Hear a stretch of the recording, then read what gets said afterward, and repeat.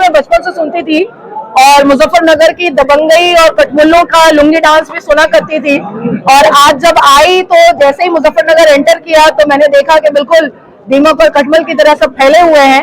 Anyways, मैं किसी भी मजहब के खिलाफ नहीं हूँ, लेकिन अगर मजहब वाले पाकिस्तानी मानसिकता और हाफिज सईदी मानसिकता और बांग्लादेशी मानसिकता अगर यहाँ पर दर्शाने की और करने की कोशिश करेंगे तो वही आलम होगा जो बुरहान वानी का हुआ, जो यासिन मलिक का हुआ, जो याकूब मेमन का हुआ, जो अजमल कसब का हुआ, जो बाकी जिहादियों और आतंकियों के साथ होता है, इनका भी वही होगा। आपने महमूद मदनी है तो भाइयों पे निशाना साधा नहीं, मैंने निशाना नहीं साधा है।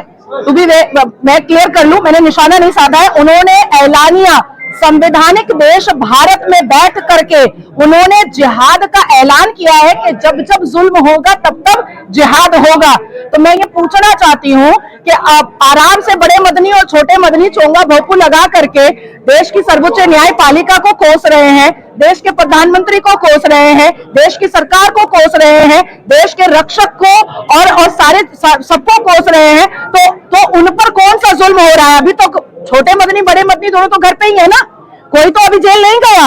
अभी हम मोहम्मद सुअर की दुकान बोल देंगे तो हमारे ऊपर 71 FIR हो जाएगा, हम कटमुल्ला बोल देंगे तो हमारे ऊपर FIR हो जाएगा। यहाँ सिविल वॉर करने की बात हो रही है, यहाँ जिहाद करने की बात हो रही है। मुझे लगता है कि देश की सर्वोच्च न्यायपालिका को सुओ मोटो एक्शन लेना चाहिए छोटे मदनी पर। और जिस तरीके से अल-फला से आतंकी 7 डॉक्टर मिले हैं और उन्होंने लाल किला पर जो जिहादी हरकत किया है, नमाज पढ़ के किया है, और बड़े मदनी जो है वो हरा साफा लगा करके अल-फला यूनिवर्सिटी का वो वाहवाही कर रहे थे। तो ये सब इस संवैधानिक देश में अब चलेगा नहीं।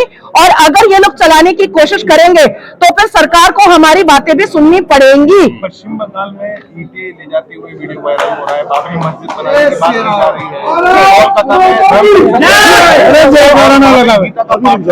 क्या कहेंगी? क्योंकि बाबरी मस्जिद बनाने की आवाज बुलंद होती दिखाई दी है। हुमायूं कबीर जो मुर्शिदाबाद से विधायक थे, अभी तो उनको सस्पेंड किया है ममता ने।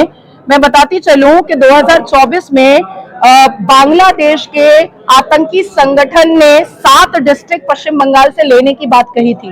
2024 की मैं बात बता रही हूँ, JMB, और उन्होंने उस 7 डिस्ट्रिक्ट में मुर्शिदाबाद भी कहा था। तो मुझे लगता है कि इट्स एन इन्वेस्टिगेशन मैटर, ये बहुत बड़ा इन्वेस्टिगेशन का मैटर है कि कहीं ऐसा तो नहीं कि तृणमूल कांग्रेस के विधायक हुमायूं कबीर बांग्लादेश के किसी आतंकी संगठन से पैसे तो नहीं ला रहे हैं।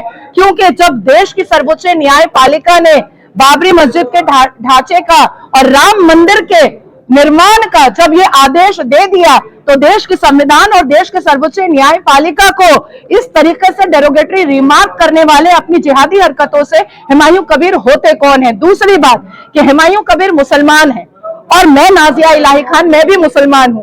मेरा सवाल है कि अगर मैं मस्जिद बनाऊंगी तो मैं प्रॉफेट मोहम्मद सल्लल्लाहु अलैहि वसल्लम के नाम से बनाऊंगी, अल्लाह के नाम से बनाऊंगी, बीबी फातिमा के नाम से बनाऊंगी, बीबी आयशा के नाम से बनाऊंगी, बीबी मरियम के नाम से बनाऊंगी, बीबी जैनब के नाम से बनाऊंगी, पैगंबर मोहम्मद के नाम से बनाऊंगी। बाबर हमारा पैगंबर नहीं था, औरंगजेब हमारा पैगंबर नहीं था। ये सारे मुगल जो है आक्रांता, ये बाहर से लुटेरे आए थे जो हमारे देश को लूटे हैं और हमारे देश की सनातनी बहु बेटियों को भी लूटे हैं। तो इनके नाम से, बाबर के नाम से एक मस्जिद टूटी है ना, लाखों मस्जिद तोड़ने की हिम्मत ये मात्र शक्ति भी रखती है। हिंदू राष्ट्र बनाया जाएगा। बिल्कुल हिंदू राष्ट्र। देखिए, अरब मुस्लिम मेजोरिटी है तो मुस्लिम देश है, पाकिस्तान मुस्लिम मेजोरिटी है, मुस्लिम देश है, बांग्लादेश मुस्लिम मेजोरिटी है, मुस्लिम देश है। तो 57 मुस्लिम मुल्क जो मुस्लिम मेजोरिटी है उसको मुस्लिम देश कहा जाता है। लंदन, अमेरिका, स्वीडन, इटली, यहाँ पर जो क्रिश्चियंस रहते हैं या उनके धर्म वाले लोग रहते हैं वो उनकी मेजोरिटी है। भारत में 120 करोड़ से ज्यादा हिंदू रहते हैं, तो ये हिंदू राष्ट्र हुआ।